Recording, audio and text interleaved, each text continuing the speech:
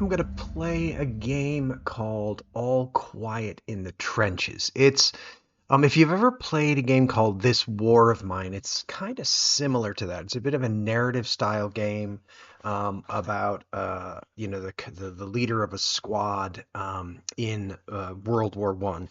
And, it kind of a little different than This War of Mine, but one place where it's similar is that it sort of captures the gloom and doom and the fact that there isn't really like a win to be had. You kind of play through, surviving as long as you can, but there isn't like a way to kind of feel like you've ever won. It's sort of a study in despair in that sense, if you will. Now the game is in early access, so you can't even really play it through to any kind of like logical conclusion either. Just to note that.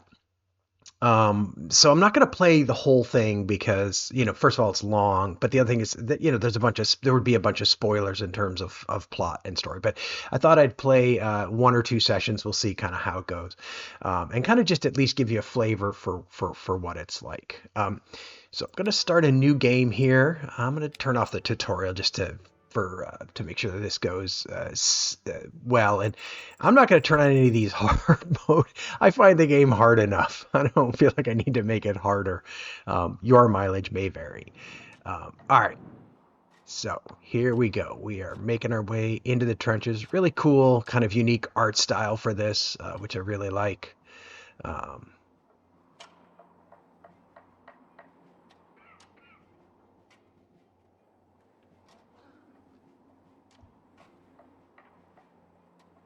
and here is us.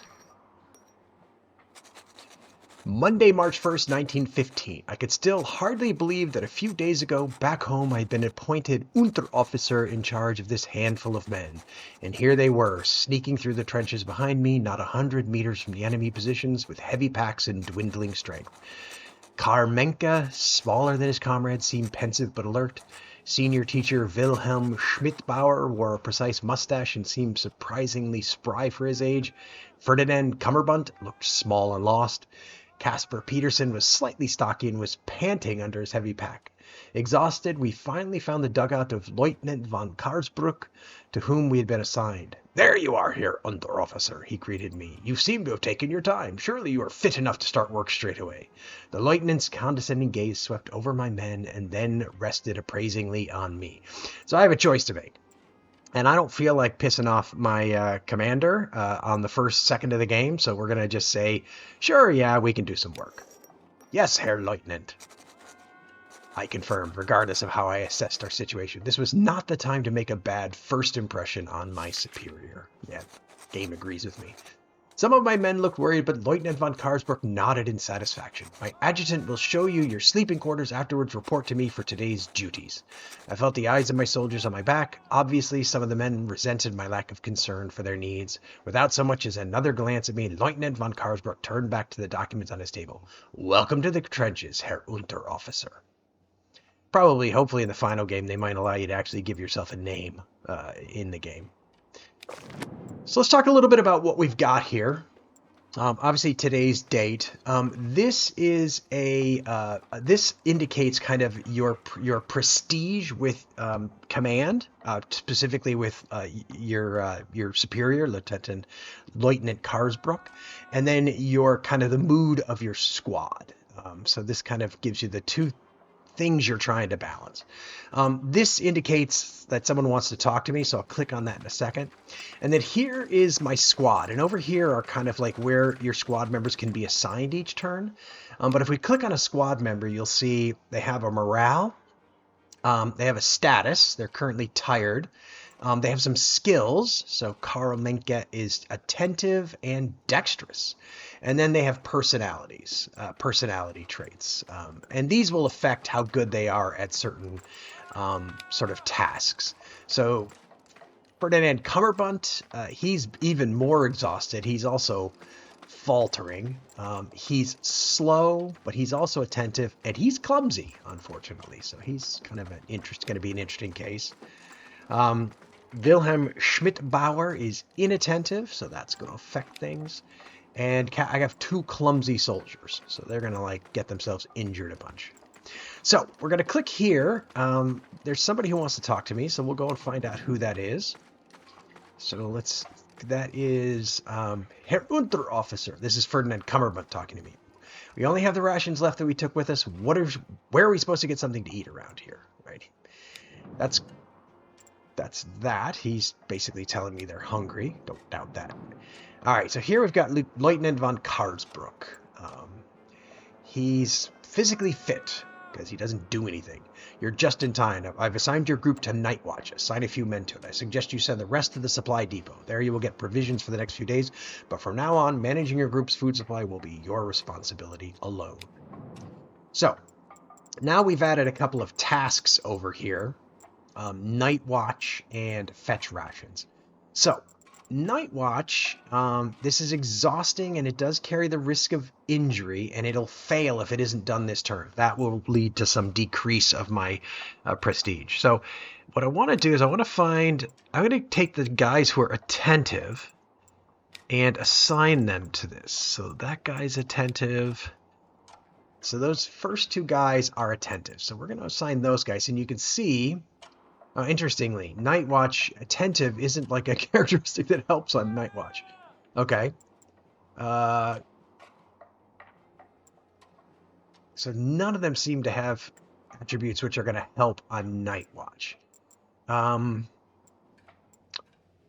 let's see. I got one guy. I got two guys who are clumsy. We're going to send the two clumsy guys. Actually, let's put the two clumsy guys on Night Watch. And we're going to send the other two guys to fetch rations, which will give me more rations and all that. Okay, so now that I've got people assigned, and if I'd left them in reserved, they'll, they won't get worse, I guess, is probably the best way to look at it. And down here you can see I have rations for one turn, and I have a fairly significant amount of ammo. So we're going to go to the next turn, which is Tuesday, March 2nd. So now you can see I still have a good amount of ammo, but now I have rations for 5 turns. So I managed to get enough rations to keep us eating for a while. But someone still wants to talk to me. Another communication trench collapsed. Herr Unterofficer, gather your shovels and men. You have to rebuild it as soon as possible. So now we've got to maintain the trenches. So let's take a look. I'm looking here at their tired status. I'm trying to find out. So Cummerbund is a little bit more tired than anybody else. So we're going to assign the 3 guys who are not super tired to this task. And then we're just going to leave him in reserve. So they're going to do some work maintaining the trenches. Some of my men looked worried, but Lieutenant von Karsbrook nodded in satisfaction. My adjutant... We're getting shelled. My adjutant will show you to your sleeping quarters. Oh, that's the previous one. Wednesday, March 3rd, 1915. A few hours ago, the roar of artillery had begun. At first, it was as quiet as the rumble of thunder in the distance, but recently it had become steadily louder and more threatening. Suddenly, there was a thud, and not 10 meters from the hiding spot where my men were huddled, an artillery shell shredded the dugout of our neighboring troop. Pieces of wood and metal flew for meters, and smoke obscured the view. The noise was deafening for a few seconds, then died away as quickly as it had come. An almost eerie, silent gasp of shock passed. Then my men and I jumped up, pushed aside broken beams, and searched for our buried comrades. We found 2, for whom all help came too late. A third, however, we could still hear panting. He was lying with his upper body trapped under the fallen beams. His face was distorted with pain, and he was barely conscious. My men stood around him forlorn and looked over to me for help. Cummerbund said pleadingly, "Herr Unterofficer, we must try to help him." Together we lifted the beam from his chest and only now saw the full extent of his damage. His chest looked crushed and his hip strangely twisted. A long splinter protruded from his abdomen and his shirt was soaked in blood. Peterson shook his head. "He's beyond help. A mercy killing will save him and us both misery." Well, I am not into executing men at this point. I don't think I've gotten that jaded yet, so we're gonna get a stretcher, and if he dies going to hospital or in hospital, so be it. "Get a stretcher," I ordered Cummerbund and Peterson. First, I wanted to get him out of this wreckage and then decide whether I would expose my men to the danger of carrying him to the military hospital. There, the nurses could determine whether and how to help him. So taking him to the hospital is now one of my tasks. But let's see, I'm sure the lieutenant has something for me. The artillery must have destroyed one of our telephone lines. Instruct one of your men to carry this message to the command post immediately. It looks like the French are planning an attack and we urgently need more men.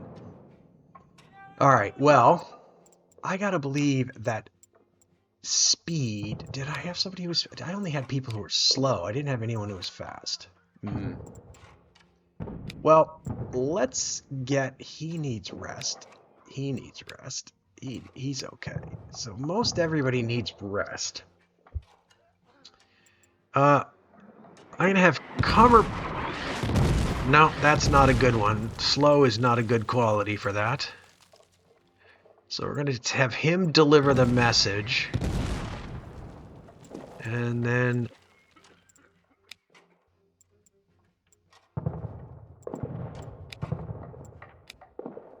we'll have these two. Wow, he's bursting with energy and strength. What the heck happened to him?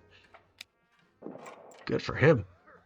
Well, those two take the wounded soldier to the hospital, and we'll let Cummerbund take a oh, wait, someone still else wants to talk to me. Oh, dear. The advanced emplacement has been destroyed by artillery. Now we're missing a well-covered position there, and the French have an easy way into our trenches. I'm afraid that if we try to rebuild the position directly at the front line, the French will do their best to prevent it.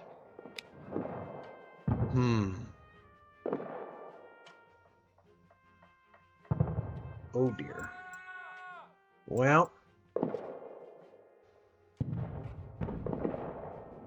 Oh dear. You know what? Oh, so I gotta decide whether I'm going to assign him to it. Oh, I would need to assign 3 guys to it. Which basically is I'm making a choice between rebuilding the emplacement and taking the wounded soldier to the hospital. And being the kind of person that I am, I'm going to take the wounded soldier to the hospital. I haven't been ordered to do this specifically. And it doesn't say that it will fail if I've not done this turn, so maybe I can get it in next turn. So we're going to take a bit of a chance. There's a skirmish going on. Wednesday, March 13th. Thursday, March 14th. All right. Fetching ammunition and rebuilding the emplacement are still on my list. The artillery seems to be getting much worse. Jeez. Herr Unteroffizier, the wounded man we took to the field hospital, unfortunately he died. We did what we could. People in the field hospital too. I guess it was just too late for him. I'm glad we tried, but it's still saddening. Yep, I hear ya. That star on everybody means.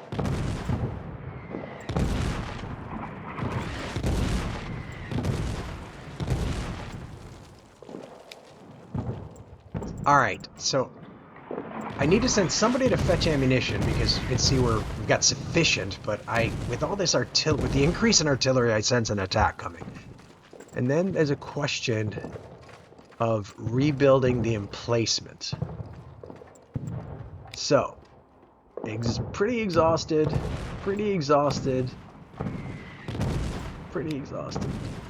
Alright. So this guy who is bursting with energy, I'm going to send these 2 guys. Oh, I see. So these guys are actually... So I have to make a decision whether to send people out to do these things or hole up in the bunker. Alright, I apologize, dude. But...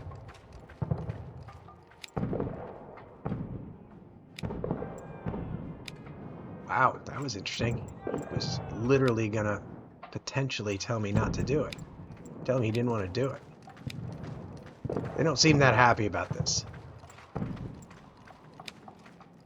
Truthfully, these are the 2 guys. Probably maybe shouldn't have actually gotten both of those guys out.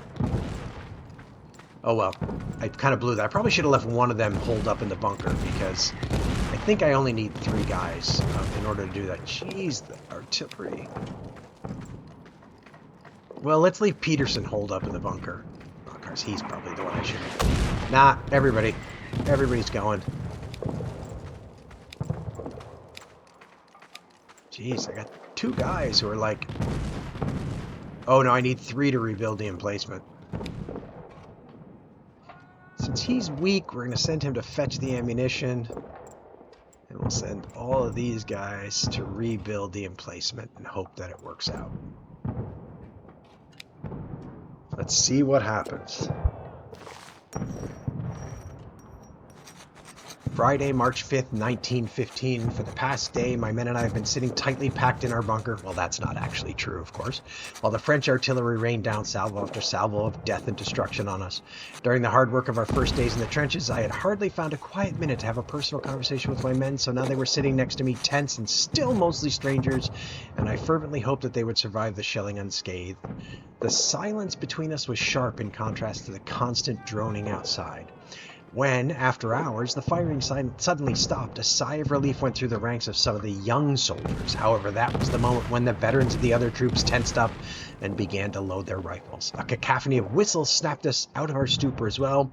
The French were attacking. I am not sure what the difference between these two are, but let's just stay together. Let's make this personal rather than about the fatherland. Stay together, people, I shouted to my soldiers and led them to our positions in the trenches. Together, we halted and mentally prepared ourselves for the upcoming battle. So, periodically, you will end up in battles, and that will take us to the next level. So I am going to do that, but I'm going to do one thing before I do that. Okay. I sort of toned down the background sound of the artillery because it was starting to get really loud to me, and I don't know how it was for you. But we're going to go to the next level, which is going to drop us into a battle. So when you end up in battles, you can see here, I think those are probably French troops advancing. The enemy has superior numbers. We may soon have to retreat from these trenches. Herr Unteroffizier, you and your greenhorns are to collect and evacuate all the ammunition you can find. If we're to lose this trench, at least we won't lose our equipment. So I am going to be, so this is a French unit. As French Troop 1, French Troop 3. So here we are. And we've got to search this alcove. He's going to do that. He's going to do that. And these two guys are going to fire on sight. So hopefully we'll find some ammunition in there, which is the order we've been given. But these two are going to defend while we do that. So you can see the French continue to sort of move from position to position.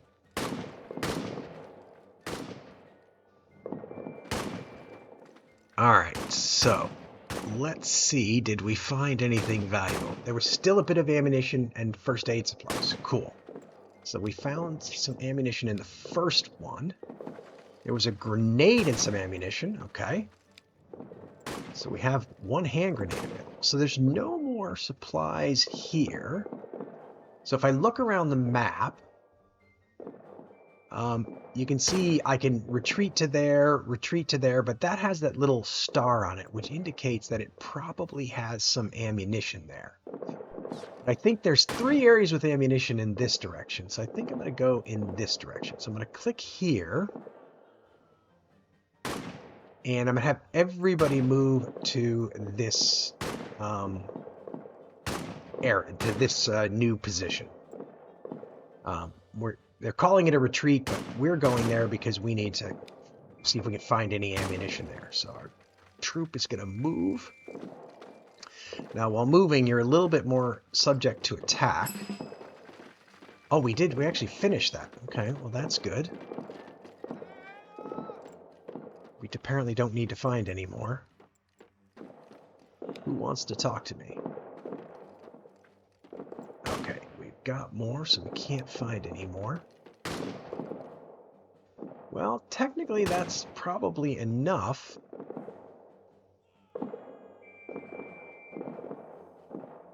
We could move to here, which would make us more subject. We could be more...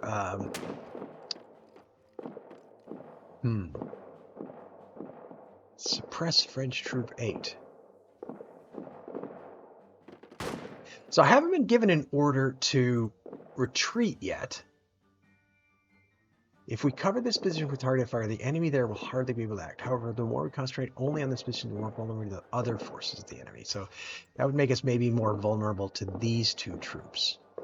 The other option is to retreat. Well, it says there's almost no danger to advancing there, which would put us in a good position. But I think... What's interesting, now I don't actually have that option. Well, actually, let's see. I don't want to... I'm going to hold position. There, if I hold position. Let's try to suppress these guys.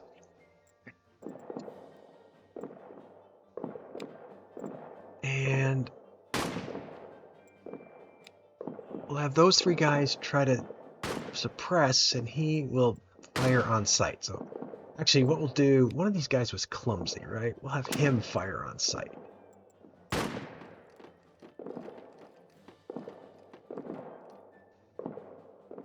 Oh no, I have to assign 3 to that. Oops, he's gonna hurt me there, but... Oh, and I can't do this then. Alright, so he's just gonna take cover. Okay, I couldn't do both of those because I don't have enough troops. Alright, well let's try to be brave and make a positive change here by suppressing these French. This French troop. I think that's the French troop I was trying to suppress. But it seems like they've advanced anyway.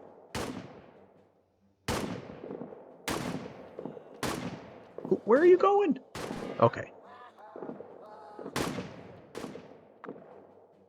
So I've still... Well, I've lost a little bit of ammo.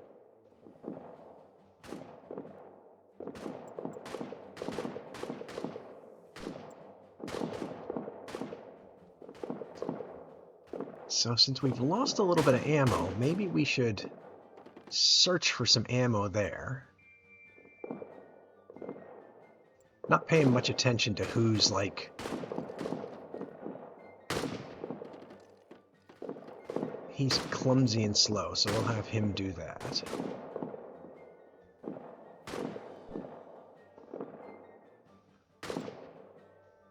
Guy is suppressed. That guy is suppressed.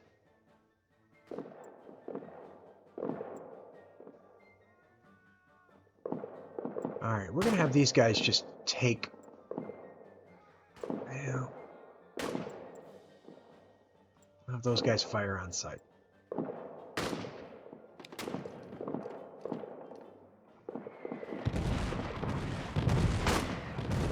Yeah, so these guys are... I'm about to get overrun, so I think I gotta pull back next. Oh, Lord. It's just dangerous. I should have pulled back earlier. I am in... Got a lot of problems here, so I'm hoping that I can get an order to pull back here. Maybe I could have done it anyway, but...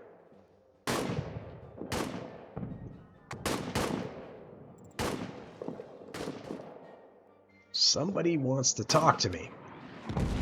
Heads down, artillery.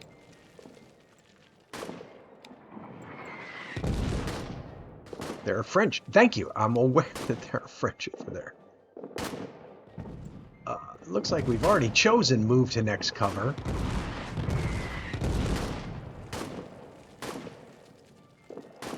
I'm going to try and move even further away because I'm really worried. But this...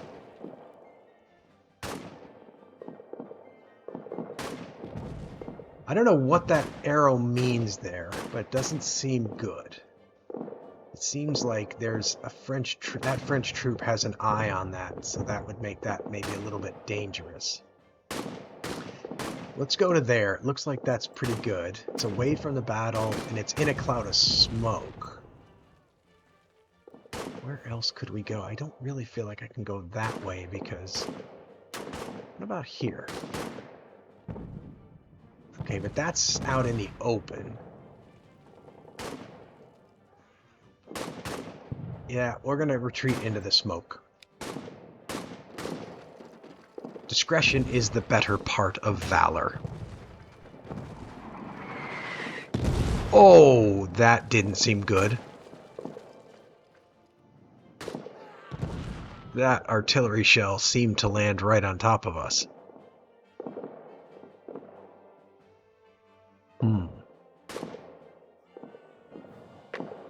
Well, it doesn't look like anybody got injured.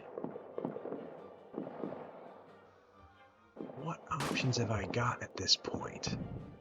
Could continue retreating.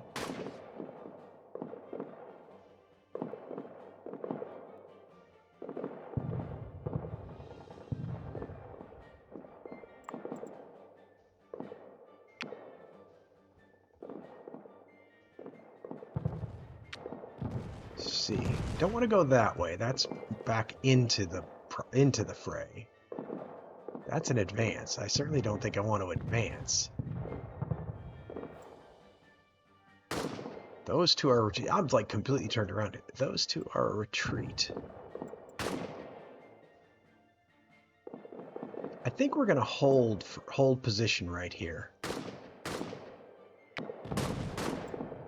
And just see what happens. We're kind of away from the battle, so we're kind of protected. Those guys are throwing grenades at the French, it looks like. And then they're falling back.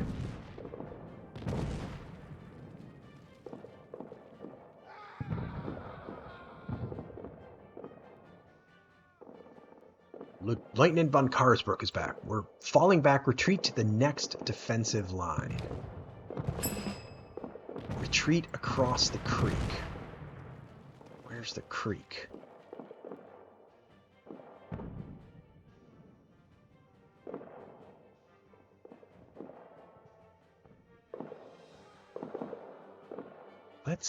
I'm gonna go a little bit less. Boy, it's hard to see. I don't know where I'm going here. Let's go here, and then we can make some decisions next turn. That doesn't seem like a good idea. That's almost no danger. Okay.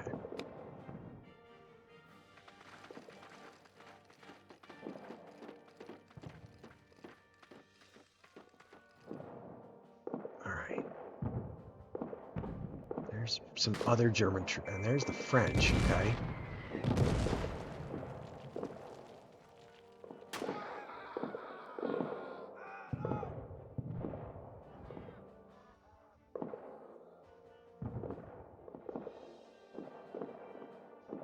That is getting out of the trenches, though. Is there any way to retreat and stay in the trenches? I don't think so. That looks more dangerous than this. Moderate cover. That's where we're headed. We're going to have to come out of the trenches, but I guess we're retreating, so I guess that's part of the what happens when you're retreating.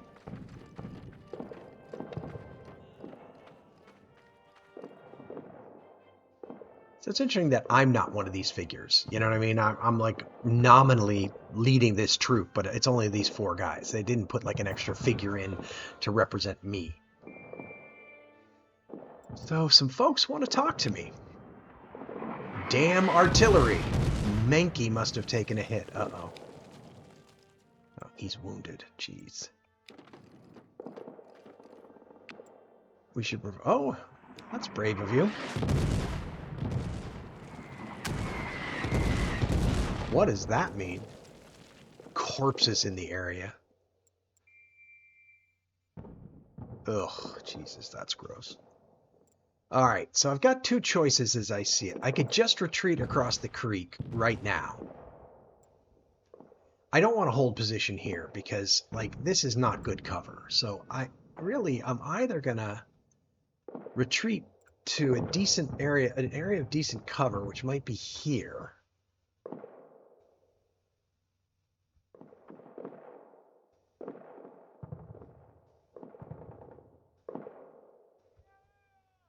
Two and 8, so those guys can see it. So I can either retreat to there and then I can see what happens next,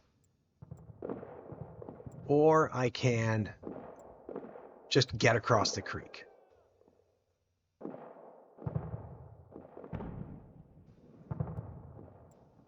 hopefully Menka will come with me, and maybe I can... Oh, Jesus, can I first...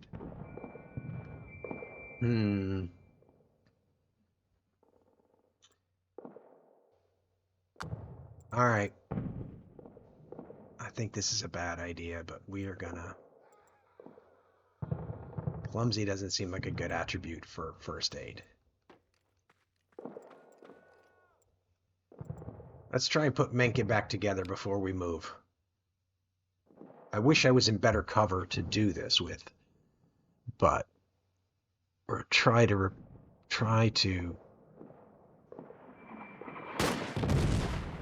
heal him up so that at least I know he'll come with me. What I was worried about is that he wasn't going to come with me.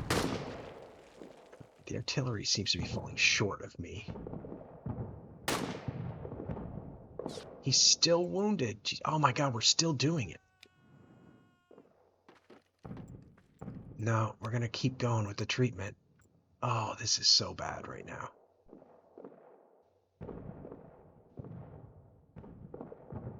These two are going to move to the next cover. I think this is better cover.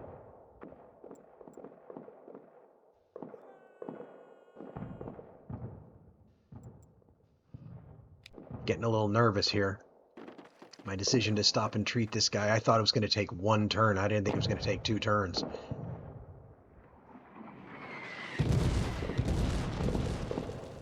Oh dear, there's that corpse they were talking. Okay, looks like we got him back on his feet and we survived. Covering fire for Schmidbauer.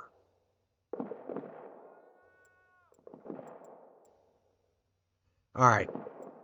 Well, now I have 2 choices. I can either retreat to there and stay and fight, but I feel like I spent enough time. High danger. High danger. Jeez.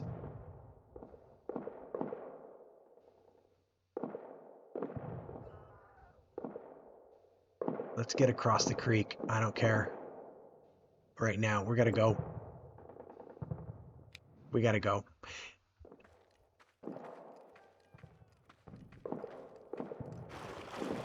Only one of my guys went. Uh-oh. I didn't notice that.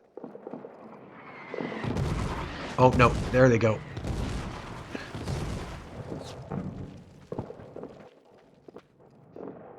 Only 2 of them seem to have went. Okay, I retreated across the creek. Herr Unteroffizier Kummerbund couldn't catch up with us. We must have lost him on the way. Interesting. We lost 2 guys. I wonder what happens now. So that is what a battle is like in this war of mine. And so a lot of the sort of like the boredom of time at camp is punctuated by those things, where you have to make those decisions about what to do. So now we are at our next position. And I'm going to be interested to see, because I feel like I lost 2 soldiers there, but I don't know what happens here. So we'll find out in a second. Saturday, March 6, 1915, the explosions, gunshots, and screams still echoed in my ears. We had only been fighting for a few minutes, and yet it felt as if years had passed since this morning, and the everyday life back home a lifetime away. To be in the camp now, safely far behind the front, was surreal. The light-hearted chirping of the birds almost drowned out the dull rumble of the front and the cries of pain from the field hospital where we had taken Menka. My people lay down exhausted on the grass, surrounded by the boxes of ammunition and equipment we had saved, dirty and bloodied, some still pale and trembling, but soon the angry voice of the lieutenant in the distance abruptly broke the supposed peace, even before we could see him coming towards us amidst the tents. So it looks like I either say hi to him or order my troop onto their feet, and right now I feel like I'm going to favor them. They just fought a battle, so we're just going to say yes. Herr Lieutenant? I greeted him uncertainly. Lieutenant von Karsberg looked down contemptuously at my people, most of whom were still sitting or lying on the ground, but seeing the ample supply of ammunition seemed to appease him. Good job, Herr Unteroffizier, he forced out against his visibly blazing anger. Not that it was a difficult task, but apparently with this bunch of slobs you have to be happy if anyone shows even a modicum of competency. Our troops were in the best position for a counterattack, but no, the reserve was too cowardly. Interesting. The reserve was too cowardly. It has like historical notes. That's cool. The reserve was too cowardly to take advantage of this unique opportunity we had prepared for them. The lieutenant rumbled without prompting. And now the Herr Major accuses us, of having abandoned the trench line unnecessarily. A disgrace. Henceforth we will hold the line come what may. Well, you were the one who told us to leave, so I don't know why you're blaming us. But let's just agree with him. All right, fine. That's, we'll follow orders. That's what we're here for. Yes, Herr Lieutenant, I replied loudly and without hesitation. Lieutenant von Karsberg nodded contentedly. Set up camp, Herr Unterofficer. Sooner or later we'll get our chance to pay back the French, he ordered, and left us to take out his displeasure on others. So, I do have all of my soldiers still. It looks like Menke was injured. He was the one who was injured, but the other one did manage to find his way back to me. So I'm going to end there. I think I'm going to come back and play one or two more sessions of this just to kind of show you a little bit more of what it's like.